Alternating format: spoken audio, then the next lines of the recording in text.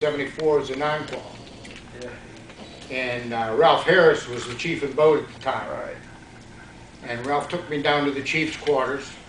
I came on board during off crew and everybody, was sort of quiet, I guess. Nobody said a whole lot except, we need to assign you a sea daddy. Well, first time we went on the boat, we flew over to Rhoda and got on the boat, took the boat, and Ralph mustered all the chiefs in the chief's quarters and had me stand up there, and he said, "Now, who wants to be this man's sea daddy?" Well, you were on board then, but you weren't a chief then, were you? No. They just all started arguing over who was going to be my sea daddy, and Gus Peterson stood up, and he was standing in the back, and he pushed his way forward and put his arm around my neck like this and pulled me over, and he's a little bit taller than I am. He says, "I'm your sea daddy."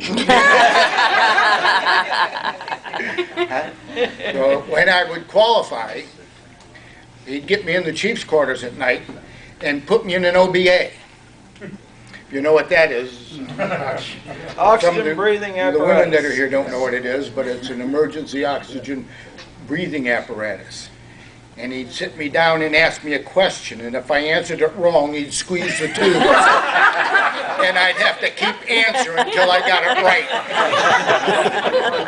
And we would do that most every night at some point in time. And it got to the point that during my qual board, I went into the wardroom, and there was Beard, and Gus Peterson, and Ralph Harris, the chief of the boat, and several other people, the XO. As a matter of fact, though, I think the wardroom was pretty full.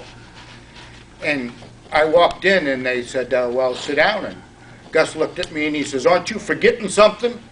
And I said, "No, I just wasn't sure whether I should bring it in now or not." And I walked back, I went out the hallway and got my OBA.